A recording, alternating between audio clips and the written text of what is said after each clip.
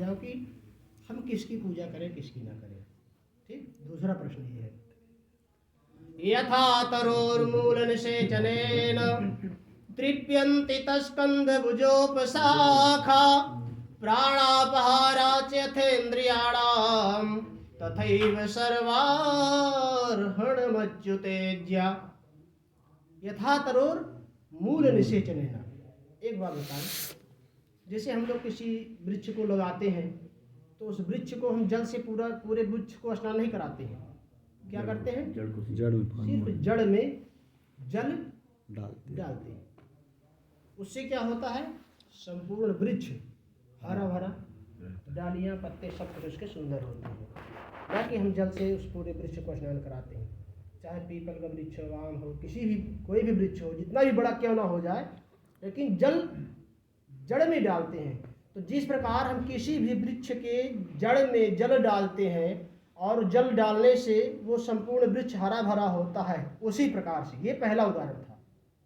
उसी प्रकार से हम किसी भी एक देवी देवता जिसमें हमारा मन लग जाए, जिसमें हमारी आस्था हो, जिसमें हमारा विश्वास हो, जिसमें मेरा श्रद्धा हो जाए, ठीक, बस उसी को अपनाएं। लेकिन निंदा दूसरे की नहीं करें, मत करो भूल के भी। नहीं, हमारे हनुमान जी श्रेष्ठ हैं, आपके तो शंकर जी ऐसे ही कमजोर हैं। आप राम के वक्त अच्छा, राम जी बन भटक रहे हैं, वो क्या आपकी सहायता करेंगे? खुद परेशान है, बहुत ऐसे कहने वाले है ना। इसमें एक दृष्टांत के, हनुमान जी का मंदिर था, कोई गया वहाँ प्रभु लड्डू लिया था राम जी को चढ़ाने के लिए, पहुँच गया हनुमान जी के मंदिर में, धोखे से पहुँच गया, सोचा कि इसमें हनुमान जी का मंदिर है तो राम दरबार भी अवश्य होगा। जाकर के वहाँ देखता है तो वहाँ केवल हनुमान जी विराजमान है, विशाल का, जैसे अपने बंधुआ के हनुमान जी है, वहाँ कौन कोई दरबार है। हाँ, प्रभु प्रसाद चढ़ाना है, पुजारी कहे किसको? बोले राम जी को। बोले राम जी को प्रसाद चढ़ाना है, कैसे आदमी हो? अरे जिसकी पत्नी स्वयं हनुमान जी ले आए खोज के, हनुमान जी ले आए, उनको प्रसाद चढ़ाओ। राम जी क्या करो चढ़ा करके। कहने का मतलब कि किसी की निंदा मत करो। जिसको इष्ट देव बनाए हैं उन्हीं को सबसे श्रेष्ठ वही है, बात बिल्कुल सत्य है। लेकिन ऐसा भी नहीं कि कोई दूसरे कमजोर है। किसी को भी आप इष्ट देव बना लीजिए, आप उन्हीं के माध्यम से आप परम पिता परमात्मा तक पहुंच जाएंगे, इसमें कोई संशय की बात नहीं है। लेकिन ये दुविधा ना अपने अंदर रखिए, न किसी के अंदर किसी की निंदा करिए। आज हमारे धर्म की सबसे बड़ी विडंबना केवल एक यही है। देखो चर्च में देखो, पीर देखो, जहाँ देखो वहीं केवल जो हमारे सनातन धर्म है, और कोई नहीं बटा है। ये भी बात 100% सत्य है। केवल हिंदू धर्म के सिवा आप मुसलमानों को कभी नहीं देखे होंगे कि हमारे किसी भी तीर्थ स्थल में जाकर के माथा पटकते हो, कभी नहीं। लेकिन हमारे हिंदू में जाएंगे अजमेर शरीफ, जहाँ जाके देखो, ये यीशु का दरबार लगता है गौहाट पुल के बगल में, वहाँ आप देखो तो यीशु धर्म वाले बहुत कम मिलेंगे, 80% आपको हमारे सनातनी ही मिलेंगे। लगाए पड़े हैं लाइन, बिल्कुल सच्चे हैं, वो तुरंत मनोकामना पूरा करते हैं। साईं बाबा के यहाँ जा करके देख लो, कितने भक्त, सब हिंदू ही देखोगे। कहने का मतलब ना कोई आप सिख, ना कोई क्रिश्चियन, ना कोई मुसलमान। अगर कहीं भी लाइन लगी होगी सिर्फ माथा पटकने वालों की, किसी भी पीर में आप चले जाओ, बांदा में एक मौदहा है, वहाँ पीर है, बहुत प्रसिद्ध पीर है, वहाँ देखो तो आप 99% हिंदू जाके माथा पटक रहे हो। यार बताओ, सुंदर स्वरूप लिए हमारे भगवान टहल रहे हैं, मंदिर में जाकर के जितना पटकना हो पटको, आस्था वहाँ दिखाओ, हकीकत में सब कुछ सही होगा। गड़े मुर्दे में जाकर के माथा पटक रहे हो, क्या है आपको बताओ, क्या है आपकी मनोकामना पूरा करेंगे? लेकिन एक अंधविश्वास। तो हमारे धर्म की सबसे बड़ी कमजोरी यही है कि हम जो हमारा विश्वास टिकाऊ नहीं है। इसका कहने का मुख्य लक्ष्य ये है, मतलब कि जो हमारा विश्वास है मजबूत नहीं है। हम थोड़े से डिग जाते हैं, थोड़े में। अगर हम कई सालों से आप पूजा कर रहे हैं शिव जी की, लेकिन आगे किसी ने कह दिया ना, अरे वहाँ पे बहुत शक्तिशाली है, तुरंत मनोकामना पूरा करते हैं, तो बस हो गया, हमारे शिव जी गए बेचारे, दौड़ पड़े रहे। कभी नहीं, अपने में इतना आस्था रखो कि सर कटा दो, प्राण गंवा दो वहाँ की पूजा करते करते, लेकिन भूल के भी दूसरे धर्म की ओर मत जाओ, कुछ भी हो जाए। लेकिन समस्या वही होती है, जब हम दुविधा में फंस जाते हैं तो दुविधा में दोनों गए माया माया मिली न राम। कहने का मतलब कि दोनों हो जाते हैं, ना राम ही मिलते हैं न माया। तो कहने का मतलब मन में दुविधा नहीं रहना चाहिए। किस तरह से? जिस प्रकार से वृक्ष के जड़ में हमने जल डाला। दूसरा उदाहरण इसमें दिए हैं, तथैव सर्वार हनुमत्युतेज्य, जैसे हम भोजन ग्रहण करते हैं मुख के द्वारा, लेकिन जो हमारा कोई भी प्रसाद ग्रहण करते हैं, भोजन ग्रहण करते हैं, देखिए इंद्रियों का काम है, उसको अनेकों प्रकार के तत्वों को बना के हमारे अंदर जो दशेंद्रिय हैं सबके अंदर किसको किस प्रकार से कौन सा तत्व मिलना चाहिए वो सबके अंदर विभाजित कर देता है। कौन? हमारा जो रसनेंद्रिय है और हमारे जो अंदर इंद्रिय है उसमें अपने अपने योग्य ग्रहण कर लेती हैं, ठीक। लेकिन हम मुख के द्वारा ग्रहण करते हैं। तो कहने का मतलब कि आप किसी एक की पूजा करो। बाकी बहुत सारे उदाहरण है। आकाशात तोयम यथा गति साग्रह सर्वदेव नमस्कारम केशवम प्रति गच्छति। सब जानते हैं इस बात को, हम लोग बार बार बोलते हैं, जितने बार गुरु पूजन होता है सबसे पहले यही बोलते हैं, आकाशात तोयम यथा गच्छति सागर, अनुसरण नहीं बोलते हैं। आकाश जैसे बताओ, वृष्टि के समय बादल जल कहाँ से लाया? समुद्र से, ठीक। वर्षा अलग अलग वर्षा दिया वो अलग अलग बूंदे करके पृथ्वी में वो जल गिरे, और जल गिरने के बाद नीचे से फिर उसी समुद्र में पहुंच गई कि नहीं? नीचे से नदियों से मिलकर नदियों से मिलकर फिर समुद्र में। तो कहने का मतलब यथा गच्छति सर्वदेव नमस्कारम केशवम प्रति गच्छति। किसी की भी आप पूजा करिए, श्रद्धा सच्ची होनी चाहिए, वो डिगाने वाला ना हो, विश्वास होना चाहिए, विश्वासम फलदायक। तीसरा उदाहरण देते हैं कि नारायण अरुणगर का रज्जबराह अनेक, कोई आए कहीं दिश आगे स्थल एक। कहने का मतलब जैसे दिल्ली महानगर है, अब दिल्ली महानगर में आने के लिए अगर केवल एक ही मेरठ वाला रोड होता तब क्या होता? लोगों को कितना घूमना पड़ता। एक ही रोड मान लीजिए यूपी से आई होती है, अगर ऐसी बहुत सरल बहुत सुंदर उदाहरण दिया जाता है, ठीक। कि जिस प्रकार से नारायण और नगर का रज्जबराह अनेक, जिस प्रकार से किसी महानगर का, अब आप कल्पना कर लीजिए कि अगर ये देश की राजधानी है, महानगर है, अगर इसमें 10 दिशाओं से अनेकों प्रकार के रोड बने हुए हैं, तो फिर बताओ जो अनेकों ब्रह्मांड का मालिक है वहाँ कितनी रोडे नहीं होंगी? बताओ, परम सत्य असंख्य रोडे। न तद्भाषते सूर्यो न शांको न पावकः यद गत्वा न निवर्तन्ते तद्धाम परमम्। लेकिन उस रोड, वो रोड कैसी? यही देवी देवता ही हमारे वो रोड है। इनमें सच्ची आस्था सच्ची श्रद्धा दिखा दो, आप सच्चे इष्ट देव बना करके इनकी आप पूजा करो, पहुंच जाएंगे वहाँ, फिर दोबारा आने की आवश्यकता नहीं है। लेकिन समस्या बस वहीं एक जगह आ जाती है। जैसे इसमें कहते हैं ना कि 2 भक्त थे, एक अल्लाह के और एक राम जी के।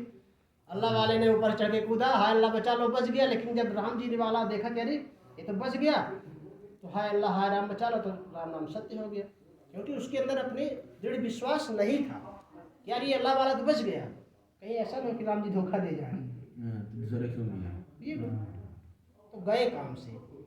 ये तो एक वहाँ का उदाहरण है। कभी भी कहीं भी किसी भी स्थिति में अगर मन में दुविधा आया तो दुविधा वाला जो समस्याएं वो नहीं मिट सकते, और उसमें व्यक्ति फिर दुविधा में जीवन भर फंसा रह जाता है।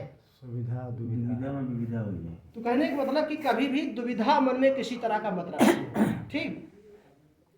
यानी एक की पूजा करो, इष्ट देव बनाओ, और हम वहीं पहुंचेंगे नारायण के धाम। न तद्भाषते सूर्य, जहाँ एक सूर्य अगर इतना प्रकाश इस जगत में कर सकता है, तो सोचो फिर वहाँ करोड़ों सूर्य के समान। उनके यहाँ क्या हुआ? न तद्भाषते सूर्य न शांको न पावकः। दूसरी बात, वहाँ जाने के बाद से आने की आवश्यकता नहीं है। 6वें स्कंध में प्रश्न की, एक ऐसा पुरुष है, एक ऐसा देश है जहाँ एक ही पुरुष है, एक ऐसी नदी है जो उसकी लीला अजब कहानी है, थोड़ी देर के लिए पूरब की ओर और तुरंत दूसरे क्षण पश्चिम की ओर चल देती है। एक स्त्री है जो बहुरूपिणी है, दोनों तरफ यानी अनेकों प्रकार के रूप धर लेती है। एक ऐसा चक्र है जो हमेशा घूमता ही रहता है, एक भी क्षण रुकता ही नहीं है। तो उसमें बहुत सुंदर नारद जी का संवाद आया है कि एक ऐसा पुरुष है, एक ऐसा देश है जहाँ एक ही पुरुष है। वो कौन है? केवल ईश्वर।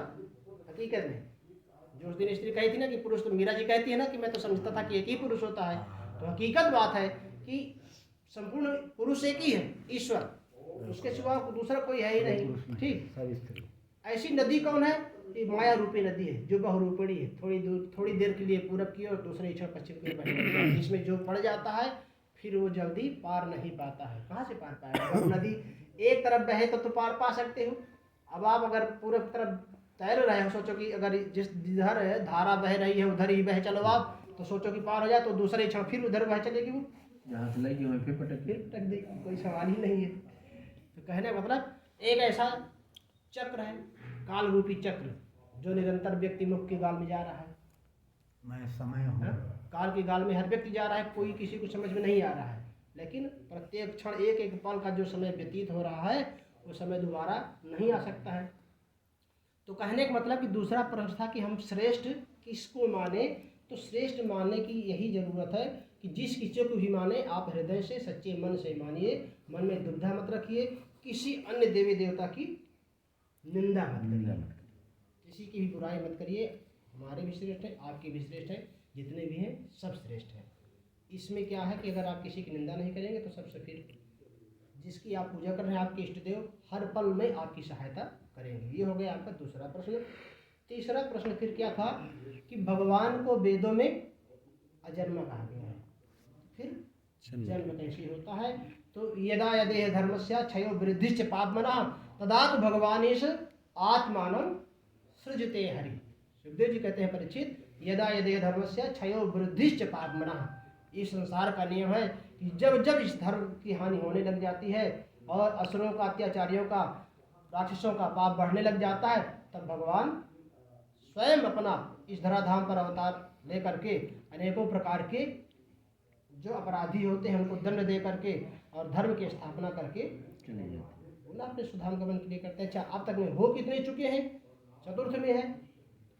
चौथा प्रश्न है कि तो फिर जो हमारा व्यवस्थित मंत्र चल रहा है, भगवान का कितने बार अवतार हो चुका है? तो इसमें सूदी सनकादि ऋषि बताते हैं कि देखिए भगवान सबसे पहला जो अवतार होता है, ब्रह्मा जी के मानस पुत्र होते हैं सनक, सनंदन, सनातन, सनत कुमार। ये चार भाई हैं, ब्रह्मा जी के मानस पुत्र हैं, जिसमें कि जब ब्रह्मा जी ने सोचा कि सृष्टि का विस्तार किया जाए तो उन्होंने क्या किया कि मानसिक पुत्र चार उत्पन्न हुए। बेटा सृष्टि का विस्तार करो। बोले पिताजी मुझसे नहीं हो सकता है। फिर क्या करोगे? भगवत भजन करेंगे। चारों भाई चले जाते हैं जंगल में, बद्रिका आश्रम में, विशालापुरी में सुंदर तपस्या करते हैं, भगवत आराधना करते हैं, और उसके बाद एक वक्ता तीन श्रोता, किसी की आवश्यकता वहां नहीं थी, न कोई था। हकीकत बात ये है, सिर्फ चार लोग हैं, चारों भाई हैं, और उन चार में एक वक्ता तीन श्रोता। न किसी को बुलाए न किसी को आने दिए, क्योंकि बात हकीकत है, उनकी भी सोच अच्छी थी। अधिक भीड़ भाड़ हो जाएगा तो लोग संसार की पंचायत ज़्यादा करने लग जाएंगे, बातें होंगी, और जो कथा में एक रस होना चाहिए वो रस खत्म हो जाएगा, नहीं मिल पाएगा। तो इसके लिए उन्होंने क्या किया? एक वक्ता बन गए, तीन लोग, कोई आए या न आए, हम जितने हैं पर्याप्त हैं। तो उसमें एक वक्ता तीन श्रोता हो गए और भगवान का निरंतर गुणानुवादन करने लगे। ये यानी भगवान का पहला, अब भगवान का ही अवतार थे। चार भाई हैं लेकिन एक ही माने जाते हैं, भगवान सनकादि। पहला जो अवतार भगवान का होता है सनकादि के रूप में। दूसरा अवतार होता है नारद जी का। ब्रह्मा जी के मानसिक नारद जी भी हैं, वो भी भगवान के ही आशीर्वाद से जब मैंने को प्रकाश तपस्या किए, पहले जन्म में उनको नहीं मिल पाए, जब वहाँ उनको आकाशवाणी सुनाई दी कि हे नारद जी आपकी भी तपस्या अधूरी है, तपस्या और करो, अगले जन्म में आप स्वयं भगवान के स्वरूप में आपकी गणना होगी। तब जाकर के दूसरे जन्म में भगवान के अवतार के रूप में परिवर्तित होते हैं और उनको एक बीड़ा दिया जाता है। बीड़ा को लेकर के निरंतर हरि शरणम हरि शरणम हरि शरणम हरि शरणम हरि शरणम हरि शरणम हरि शरणम हरि शरणम।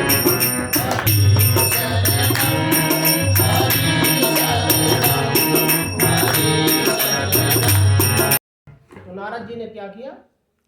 प्रत्येक क्षण उनका नियम ही था, कहीं ठहरते नहीं थे, बस हरि शरणम करते भगवान का गुणगान करते थे। ये भगवान का दूसरा अवतार, ठीक। सनकादि 12, तीसरे में नर नारायण, चौथे में कपिल देव, दत्तात्रेय, यज्ञ, पृथु, ऋषभ भगवान, फिर मत्स्य, कच्छप, धन्वंतरी, मोहिनी, वामन, परशुराम, व्यास, सिंह, राम, बलराम, कृष्ण, हरि, हंस, बुद्ध, कल्कि इत्यादि भगवान के 24 अवतार माने जाते हैं। 24 में आती है, 24 में आते हैं। 23 हो चुके हैं और 24वें नंबर पे होना है। संबलग्राम मुखस्य ब्राह्मणस्य महात्मा भवने विष्णु यशं कल्कि प्रादुर्भविष्यति। संभल नामक ग्राम में विष्णुयश नामक ब्राह्मण के यहाँ कलयुग के रूप में, जब कलयुग में अनेकों प्रकार से अत्याचार पापाचार बढ़ जाएगा, जब लोग एक दूसरे को पहचानना बंद कर देंगे, रिश्ते समाप्त हो जाएंगे, उस वक्त फिर भगवान कलयुग के रूप में अवतार धारण करेंगे और पुनः अधर्म का विनाश करके, अधर्मियों का विनाश करके, धर्म की स्थापना करके पुनः अपने धाम को प्रस्थान कर जाएंगे। बोलिए वृंदावन बिहारी लाल की जय। ये हुआ चौथा प्रश्न, भगवान के अवतार के। पांचवा प्रश्न है कि वक्ता कैसा होना चाहिए। तो वक्ता, उसमें एक दृष्टांत को श्लोक दे रहा, वक्ता ऐसा होना चाहिए जो श्रोता की समझ में बात सही सही आ जाए। भाई वक्ता वही होना चाहिए जो श्रोता, अगर आप बोलते चले जा रहे हो कुछ सामने वाला समझ न पाए तो कोई मतलब नहीं रहेगा। कहने का मतलब कि कम बताओ, अच्छा बताओ, जो उसकी समझ में आ सके, वही वक्ता श्रेष्ठ है। तो कहने का मतलब ये हमारा पांचवा प्रश्न हो गया। छठा प्रश्न है कि ब्रूहि योगेश्वरे कृष्ण ब्रह्मण्डे धर्मवर्णि स्वाम काष्ठा मधुमोपेते धर्मा कम शरण गतः। भगवान जब अपने धाम को प्रस्थान कर जाते हैं तो ये धर्म किसके शरण में गया। तो उन्होंने कहा, सूत भी कहते हैं समकादेशियों, यह धर्मो भागवते स्थिता है। जो धर्म है वो भागवत के शरण में जाता है। इसीलिए कलयुग में विशेष के भागवत की महिमा गाई गई है, क्योंकि ये भागवत ग्रंथ साधारण ग्रंथ नहीं है।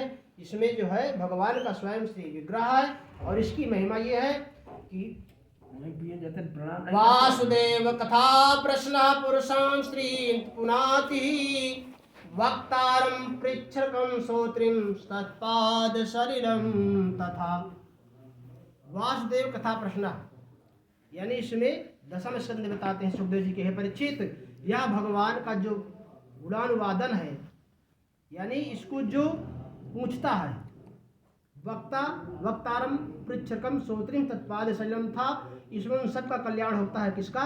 जो वक्ता होता है, जो श्रोता होता है, और जो पृच्छकम यानी जो पूछने वाला होता है। तो इसमें हकीकत ये है कि सबसे श्रेष्ठ वही है, कौन? श्रोता। श्रोता श्रेष्ठ इसलिए माना जाता है कि कम से कम यदि वो पूछता नहीं तो वक्ता फिर बताता कहाँ से? कोई सवाल ही नहीं है। तो सर्वप्रथम प्रश्न का, जब तक प्रश्न कोई होगा नहीं तब तक उत्तर आएगा नहीं।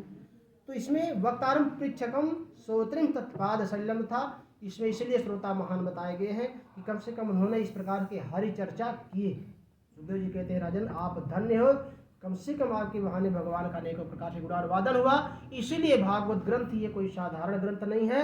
इसमें भगवान ने क्या किया?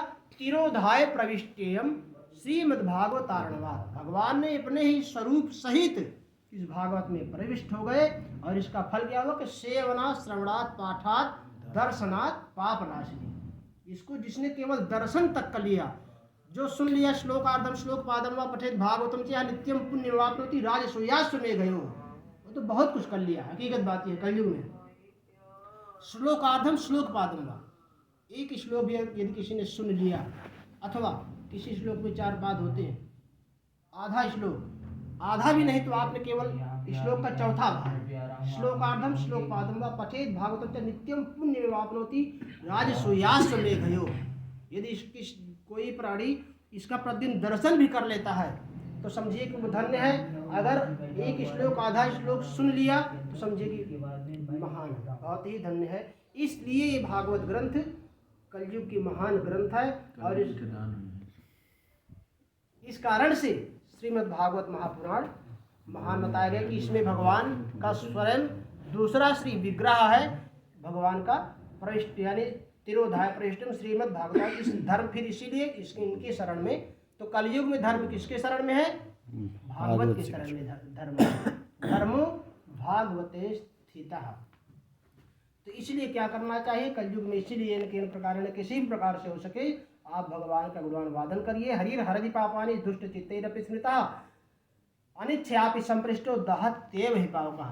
जिस प्रकार से कि हरिर हरदि पापानि, कोई अग्नि जैसे कोई अग्नि जल रही हो, वो नहीं देखेगा कि हाँ हम इसको, जैसे मान लीजिए दीपक है, अब यदि हम इसको जानबूझकर ऐसे स्पर्श करेंगे तो भी हम जल जाएंगे, और अगर हम नहीं भी देख रहे हैं, इधर देख रहे हैं, स्पर्श करेंगे तो भी हम जल जाएंगे, क्योंकि इसका एक ही काम है, जलाना। सीधी सी बात है, दूसरा काम ही नहीं है कुछ, एक ही काम है, जला देना। उसी प्रकार से भगवान का जो नाम है उसका केवल एक ही प्रभाव है, सभी प्रकार के पापों को अच्छा करना। मिटा देना, भस्म कर देना। जीवन में कोई कैसा, कोई क्यों ना कितना भी बड़ा पाप किया हो, लेकिन कहे कोई ऐसा पाप नहीं है जिसमें इतना सामर्थ्य हो कि भगवान के नाम लेने से वो मिट न जाए, उसका शमन न हो सके। तो हरिर हरति पापानि दुष्ट चित्तई रक्तस्मिता, कितना भी दुष्ट हृदय वाला हो, दुष्ट चित्त वाला हो, यद्यपि भगवान कहते हैं उसमें कि निर्मल मन जन सो नहीं पावा, हकीकत बात है। लेकिन इसमें देखिए, इसीलिए कहते हैं कि रामायण से जीना सीखो, भागवत से मरना। देखिए रामचरितमानस में स्पष्ट भगवान कहते हैं निर्मल मन जन सो मोहि पावा, मोहि कपट छल छिद्र भावा।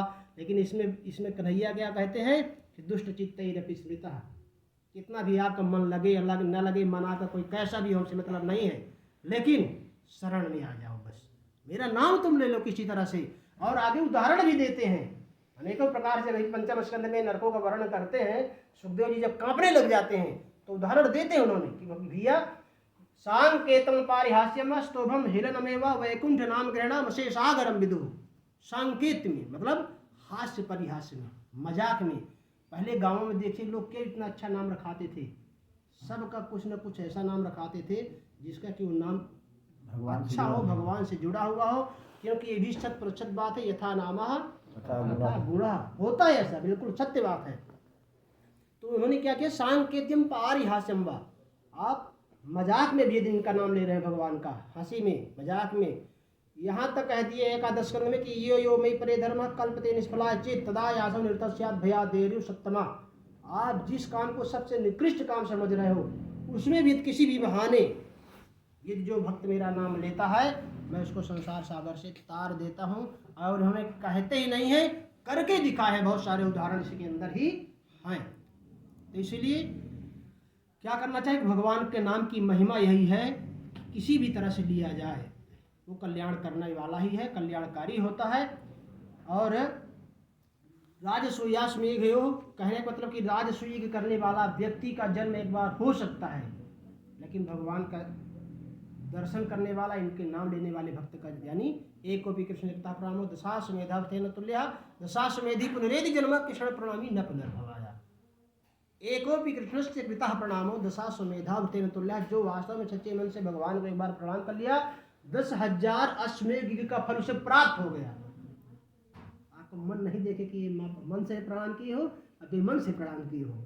गीता में बार बार यही की बात कहते हैं कि भैया आपका मन लगे या ना लगे, तमेव शरणम गच्छा सर्वभावेन भारता। मन आपका चाहे जहां रख दो, कोई मतलब नहीं है। तमेव शरणम गच्छा सर्वभावेन भारता तत्प्रसादात् परम शांति।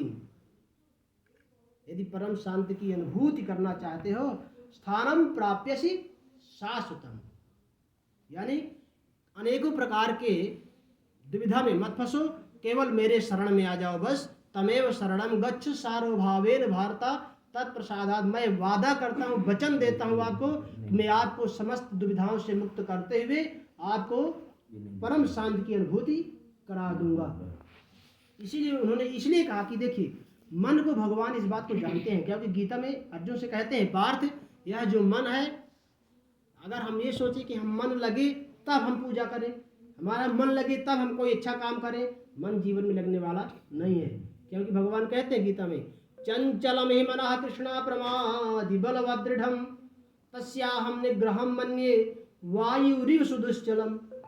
यह जो मन है वायु से भी अधिक वेग चलने वाला है। बताइए, वायु की भी एक सीमा होती है, 300-400 किलोमीटर घंटे में, प्रति रफ्तार से कितना, 300, 400, 500, तूफान 250 किलोमीटर, 250 किलोमीटर, तब जाके कई दिन में आ पाओ। बस इतना ही सीमित रहा ना। अब मन की गति देख लो, यहाँ बैठे हैं, चलो लंदन पहुँच चले, पेरिस, अमेरिका, स्विट्जरलैंड, मान के चलिए कि पूरा दुनिया घुमाए, बैठे कहाँ है, 93A में सत्संग चल रहा है, और ऑल वर्ल्ड घूम लिए। कितना टाइम लगा, कुछ सेकंड लगा। तो भगवान कहते हैं मन लगे या न लगे, इस बात को छोड़ दो। चंचलम हि मनः कृष्णा प्रमादि बलवदृढ़म। हम इस अगर दुविधा में फंसेंगे कि हमारा मन लगे तब हम कुछ कार्य सत्कर्म करें, तो मन कभी जिंदगी में लग नहीं सकता है, क्योंकि इसकी जो गति है वो वायु से भी बहुत अत्यधिक गति होती है। ठीक, तो हमको करना क्या चाहिए, मन लगाना चाहिए। मन कहीं भी हो मतलब नहीं है, यदि आप तन से भी समर्पण हो गए हैं तो भगवान आपको चक्रदेव प्रपन्नाया तवास्मीच त्याजते अभयम सर्वभूतेभ्यो ददाम्येतत् व्रतम मम। भगवान कहते हैं मेरा ऐसा प्रतिज्ञा है, मैं ऐसा संकल्प करता हूँ कैसा कि जो मेरे शरण में आ गया अभयम सर्वभूतेभ्यो, मैं उसको इस संसार से अभय प्रदान कर देता हूँ। किसी प्रकार का कोई भय नहीं रह जाता है, क्योंकि दुनिया में सबको भय ही तो खाए ले रहा है। किसके अंदर भय नहीं है? अगर गरीब है, रुपए पैसे का डर है, भय है, कहाँ से आए कैसे आए वो परेशान है। बहुत अमीर हो गया, पैसे का भय है, जितना पैसे उतनी दुश्मनी। ज्यादा अमीर होगा तो एक गाड़ी दुई से मान लो 4 से 10 होगा ना, उसमें भी इसका भय, मौत का भय हर पल रहता है। न जाने कब टपक जाए, कौन किस दिशा से वार कर दे। तो कहने को मतलब कि सब जहाँ देखो वहीं भय ही भय छाया है, भय ही भय व्याप्त है। लेकिन इस भय को अगर मिटाना है तो फिर भव भयंजन हारी के शरण में चले जाओ, किसी प्रकार का भय नहीं रह जाता। अभयम सर्वभूतेभ्यो ददाम्येतत् व्रतम मम। अगर जब इनके शरण में हम चले गए, मन की जरूरत नहीं है, मन नहीं लगता है तो भी, मन कैसा है तो भी, अभी आप सुनेंगे पंचोग्र पापा छलछल कारणः क्रूरा पिशाचा युनिर्दयाचा ब्रह्मस्य पुष्टा व्यभिचार कारणः सप्ताह यज्ञीन कलो पुनन्ति। भाई जब इस कथा के प्रभाव से भक्ति देवी प्रकट हो जाती हैं, ज्ञान वैराग्य, जो बूढ़े बेचारे पड़े थे वृंदावन में भी, अचेत अवस्था में उनकी आंखें नहीं खुल रही थी, परेशान थे, भक्ति देवी अब क्या करें। तो वो भी जब नारद जी के द्वारा प्रयत्न किया गया, कुछ भी उपाय सार्थक नहीं हुआ, कोई उपाय कारगर नहीं हुआ, तो यही सनकादियों ने बताया कि हरिद्वार में आनंद नामक घाट तिरुनादोच्छाम विनम्राय गंगा द्वार समेपितु तटमानंद नामकम। आनंद नामक घाट में सप्ताह ज्ञानी कराओ। नारद जी सनकादियों को ही व्यास बनाते हैं, कथा कराते हैं, वहाँ भक्ति देवी श्री कृष्ण गोविंद हरे मुरारे करते हैं, वहाँ प्रकट हो जाते हैं। लेकिन सब लोगों को आश्चर्य कि ये क्या हो गया, एक स्त्री और 2 युवक के साथ में। तो नारद जी बतलाते हैं, सूर्य जी बताते हैं, सनकाद ऋषि बताते हैं कि ये स्वयं साक्षात भक्ति देवी हैं। इस कथा के प्रभाव से ये जो अचेत अवस्था में थे ज्ञान वैराग्य, ये तरुण हो गए। तो नारद जी स्वयं कह देते हैं, तुरंत प्रश्न कर लेते हैं कि गुरुदेव अगर भक्ति ज्ञान वैराग्य इत्यादि, ज्ञान वैराग्य तरुण हुए तो क्या हुए, कोई मतलब ही नहीं रह गए। तो स्वयं ज्ञान है, वैराग्य के स्वरूप है, अगर वो तरुण हुए, वो सचेत हुए, अचेत अवस्था से सचेत में आ गए तो भी कोई मतलब नहीं है। ये बताए कि कैसे कैसे लोग इसमें तरुण हो सकते हैं, तरुण यानी कैसे कैसे लोग इसे तर सकते हैं। तब उन्होंने कहा कि हमारे शास्त्र में 5 प्रकार के महापाप जो बताए गए हैं, कौन कौन सा? पंचोग्र पापा छल छद्मकारिणः क्रूरा पिशाचा इव निर्दयाचा ब्रह्मस्व पुष्टा व्यभिचार कारिणः सप्ताह यज्ञेन कलौ पुनन्ति। 5 प्रकार के पाप जैसे होते हैं कि बालक हत्या करना, किसी घर में आग लगा देना, किसी को विष देना, वैश्यागामी इत्यादि करना, प्रतिगमन के 5 प्रकार के जो महापाप बताए गए हैं। लेकिन ये इन्होंने गर्ज यानी गर्जना करते हुए कहते हैं कि 100% गारंटी है, 1 भी प्रतिशत उसमें दुविधा वाला काम नहीं है कि ऐसे भी जो 5 प्रकार के महापापी होते हैं, पंचोग्र पापा छल छद्मकारिणः क्रूरा पिशाचा ब्रह्मस्य पुष्टा सप्ताह यज्ञेन कलौ पुनन्ति। इस कथा को सुनो तो पहले, सुन करके सबको गारंटी देता हूँ कि ऐसे ही नहीं, विमान तक आएगा और हुआ है आगे चल करके। धुंधकारी जैसे जब धुंधकारी के लिए अकेले ही उसके लिए आ गया रथ, दोबारा जब गोकर्ण जी ने प्रश्न किया कि प्रभु ऐसी क्यों, इस प्रकार का भेदभाव, कथा तो सबने सुना, तो उसने कहा कि सुना तो सब, लेकिन कुछ ऐसे भी रहे सोते भी रहे, भाई कहाँ से विमान आ जाएगा बताओ। तो उन्होंने कहा कि ऐसा है, चलो अब कोई बात नहीं, मैं बचत देता हूँ, जो सोएंगे ना उनके लिए भी विमान आ जाएगा। पेपर तो सबने दिया, पेपर दिया, लेकिन कुछ बस सो के पेपर। तो दोबारा में क्या हुआ कि फिर गोकर्ण जी ऐसी आषाढ़ मास में कथा करते हैं, स्वयं भक्ता बन करके समस्त प्रजावासी जो होते हैं, नगरवासी सब श्रोता बनते हैं, और अनेक विमानों के साथ भगवान स्वयं आते हैं और समस्त प्रजावासियों को विमान बैठा करके गोलोक धाम ले जाते हैं।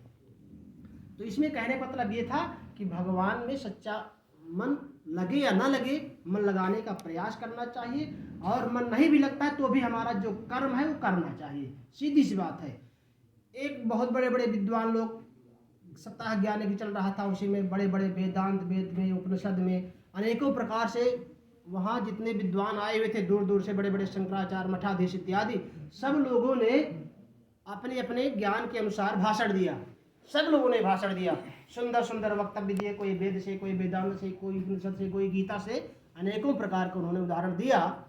सब उदाहरण देने के बाद एक व्यक्ति बेचारा उस सभा में सबसे पीछे बैठा हुआ था। कहाँ बैठा था? पीछे, सबसे पीछे, जिसका कोई अस्तित्व नहीं था, जिसका जीरो, शून्य अस्तित्व था। कोई सोच भी नहीं सकता था कि ये भी कुछ बोलेंगे। वहाँ पर भाई कहते हैं कि चमत्कार को नमस्कार, जो जितना अधिक भौकाल वहाँ दिखा दिया और जितना अधिक चमक धमक के साथ पहुँचा, उसका उतना ही अधिक वाहवाही हुआ। ठीक, क्योंकि कलयुग का तो विशेष खासियत है, जो जितना अधिक दिखा गया उसको उतना ही अधिक नमस्कार है। लेकिन वास्तव में जो सच्चे होते हैं वो कभी दिखावे में नहीं पड़ते हैं। तो वो संत जी दिखावे में नहीं पड़े, बेचारे गए वहाँ, सारे लोग बैठे थे, एक कोने में अपना बैठ जाते हैं, सबका भाषण सुनते हैं। जितने लोग थे सब अपना अपने अनुसार वेद वेदांत से उपदेश देते हैं, भाषण देते हैं। तो जब कार्यक्रम का समापन होने लगा तब बेचारे जब वो देखे लगता है मेरा नंबर नहीं आएगा, नंबर ही कट गया, तो समझ गए। संचालक महोदय से प्रार्थना करते हैं, भैया ज़्यादा नहीं, 1 मिनट के लिए मुझे भी अवसर प्रदान कर दो।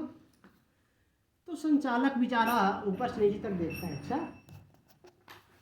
वो तो कभी सोच भी नहीं सकता था, उनका जो स्वरूप था पागल की भांति, ये भी कुछ बोलेंगे। तो पहले तो देखता रहा कि अच्छा आप भी कुछ बोलेंगे, कृपा हो जाए तो बोल देंगे अगर समय दे दिए तो उसने सोचा कि चलो कोई बात नहीं, अपने से आग्रह किया है तो किसी के आग्रह को ठुकराना नहीं चाहिए। तो उन्होंने क्या किया, माइक दे दिया। वो माइक पकड़ करके संत जी ने केवल एक ही शब्द बोलते, क्या बोलने लगे, मेरा मन कभी दिल्ली कभी लंदन, मेरा मन कभी दिल्ली कभी दिल्ली कभी लंदन, मेरा मन कभी दिल्ली कभी लंदन। 1 मिनट तक माइक में बोलते रह गए। तो उन्होंने कहा गुरु जी हो गया हो तो बंद करो, या इसका मतलब भी बता दो कि आखिर इसका भावार्थ क्या है। तो उन्होंने कहा देखिए, आप सब लोगों ने कोई वेद, कोई वेदांत, कोई उपनिषद, कोई गीता, कोई पुराण, अनेकों प्रकार से जिससे जो हो सका आप सब लोगों ने बहुत सुंदर सुंदर उपदेश दिया। लेकिन मेरा सिर्फ एक ही कहना है, एक ही प्रार्थना है, एक ही निवेदन है आप सब लोगों से कि मेरा मन कभी दिल्ली कभी लंदन, जब तक दिल्ली और लंदन वाले मन को भगवान के चरणों में नहीं लगाओगे तब तक कुछ होने वाला नहीं है। क्या मतलब है, हमारी पढ़ाई लिखाई, ज्ञान, धन, सब कुछ तभी सार्थक है जब हमारा ये मन भगवान के चरणों में लग जाए। नहीं भी लगता है तो क्या करो कि लगाओ, नतमस्तक तो हो, क्योंकि उसमें स्पष्ट कहते हैं कुबेर के पुत्र थे कौन, नल और मणिग्रीव।